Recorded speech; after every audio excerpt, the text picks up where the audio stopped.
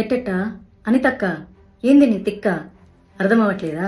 ఓసారి ఈ వీడియో చూడండి. 100, 350, 700 యాలం పాటలు పాడుకుంటున్నారు. అర్థమవుతుందా? ఓసారి వినండి. ఒకేలా కావాలనుకోండి ఎన్ని రోజులు మైక్ పెడతారో చూసుకుని దానికి ఒక 100 రూపీస్. హైట్ ని బట్టి height above 3 feet to 6 feet అనుకోండి, దానికి ఏంటంటే ఈకో ఫ్రెండ్లీ 350 రూపీస్. అలాంటివి మనకి హైట్ అబౌవ్ 6 feet అయితే 700 రూపీస్. ఇప్పుడు నేను మాట్లాడబోయే టాపిక్ అయితే చాలా మందికి కోపం తెప్పిస్తుంది. ఎస్పెషల్ ఏంటంటే పొలిటికల్ పార్టీ వాళ్ళకి కోపం తెప్పిస్తుంది అనమాట. అందులోనూ ఆంధ్రప్రదేశ్లో ఉన్నటువంటి పొలిటికల్ పార్టీ ఇప్పుడు మన హోమ్ మినిస్టర్ గారు అనిత గారు మాట్లాడారనమాట. వెరీ అన్ఫార్చునేట్ ఏంటంటే ఈ అలయన్స్ ప్రభుత్వంలో మా పార్టీ కూడా ఉంది, బీజేపీ. అయినా సరే నేను తప్పు అని ఖండించి తీరతాను. ఎందుకంటే నాకు పార్టీ కంటే ముందు దేశం, ధర్మం, అందులోనూ నా హిందూ ధర్మం. నా తెలియగలుగుతాను, ప్రతి వాళ్ళకి హిందూ పండుగల మీద పడి ఏడవడమే తప్ప ఇంకా వేరే పని లేదా? ఏమ్మా అనిత గారు, ఏంటమ్మా పాటలు గణేష్ మండపాలలో పెడితే 100 రూపాయల, అడుగుకి 350 రూపాయల ఎకో ఫ్రెండ్లీ గణేషకి? ఓ పని చేయండి, మామూలుగా మనకి చాలా మంది చనిపోతూ ఉంటారు రోజుకి, వాళ్ళ మీద అంతో కొంత చిల్లర చల్లుతూ ఉంటారు. సో మీరు చెప్పండి, ఇది కొంచెం చిల్లర కాదు, ఇట్లా ఇంత 1 కిలోమీటర్కి అయితే 100 రూపాయలు చల్లండి, ఇట్లా 2-3 కిలోమీటర్లు అయితే 350 రూపాయలు చల్లండి, మేము ఏరుకుంటాం, వచ్చి మా స్టాఫ్ని పంపిస్తామని పెట్టండి. చాలా బాగుంటుంది. మనకి ఏదన్నా కష్టం వస్తే భగవంతుడు చూసుకుంటాడంట. ఆ భగవంతుడికే ఈ రోజు కష్టం పెడుతున్నారు మీరు. ప్రతి ఒక్కళ్ళకి హిందూ పండుగలు వస్తే చాలు, అసలు మీకు ఎందుకు ఇంత కడుపు మంటాం? అసలు మాకు నిజంగా అర్థం కాదు.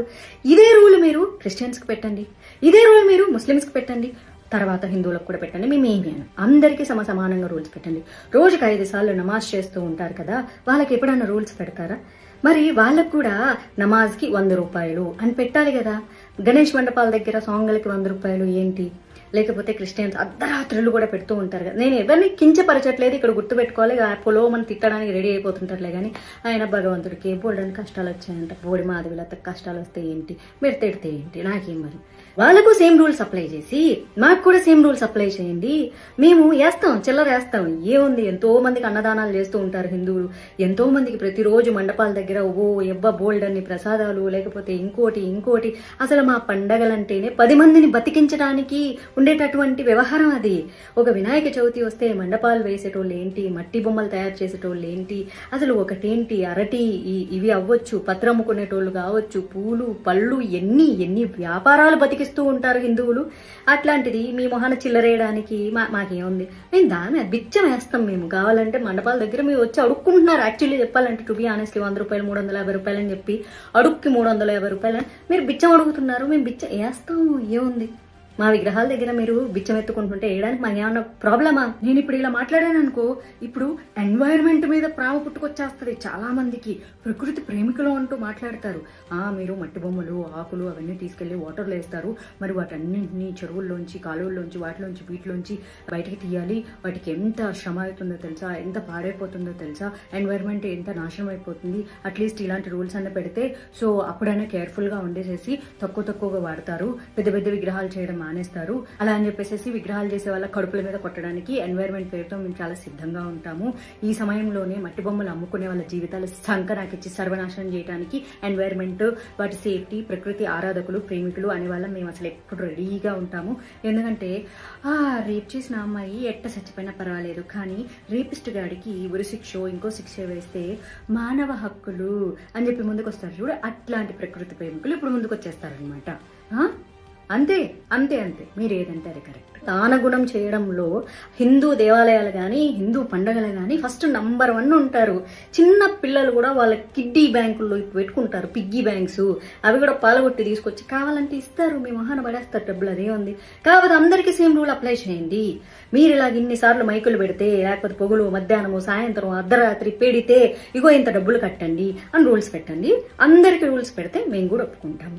మీరు అడుక్కుంటామంటే చెప్తున్నా కదా, అయ్యయ్యో మా ఇంట్లో పనిచేసేటోళ్ళు, మా దగ్గర వాచ్మెన్లు, లేకపోతే చిన్న పిల్లలు అందరూ తీసుకొచ్చి మీ మొహం డబ్బులు పడేస్తారు. ఇప్పుడు కాలుతుంది కదా మీకు, సిగ్గు శరం. ఎప్పుడు చూడు ఆ ఎండోమెంట్ డిపార్ట్మెంట్ నుంచి వచ్చిన కోట్ల రూపాయలు మీ పర్సనల్ అవసరాలకు, ఆస్తులకు, దేవుడి ల్యాండ్లు అమ్మేసుకుంటూ ఉంటారు, దేవుడి నగలు అమ్మేసుకుంటూ ఉంటారు, ఎవరెవరో ఇచ్చిన కిరీటాలు అన్నీ అమ్మేసుకుంటూ ఉంటారు, కుటుక్కు శ్వాహాలు చేస్తూ ఉంటారు.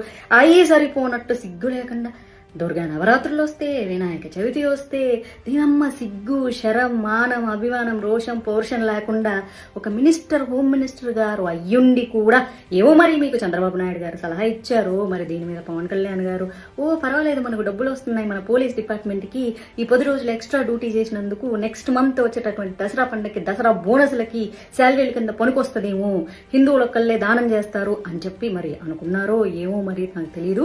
ఇప్పుడు నన్ను Pawan Kalyan fans, Chandrababu Naidu fans, TDP fans అందరు వేసుకుంటారు. సిగ్గు శరం.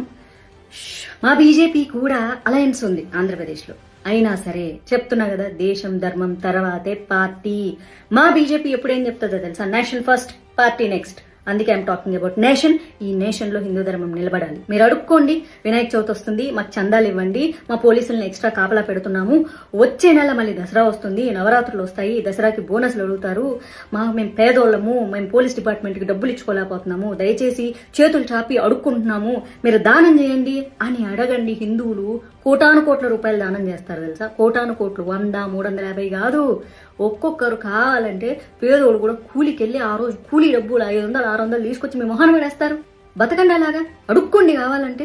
మినిస్టర్లు అందరూ వచ్చి ప్రతి పండక్కి వచ్చేసి ఆంధ్రప్రదేశ్ ప్రజలారా, హిందువులారా మాకు ఇట్ట డబ్బులు ఇవ్వండి అని అడుక్కోండి. కోట్ల రూపాయలు ఇట్ట ఇవ్వకపోతే నన్ను అడగండి, ఇస్తారు. మా హిందువులందరూ దానగుణం కలవాళ్ళు. కానీ అఫీషియల్ ప్రెస్ మీట్ పెట్టి దానికి 100, దీనికి 100, దానికి నా 100 అని అడుక్కోవద్దు. Shame on you, shame on you.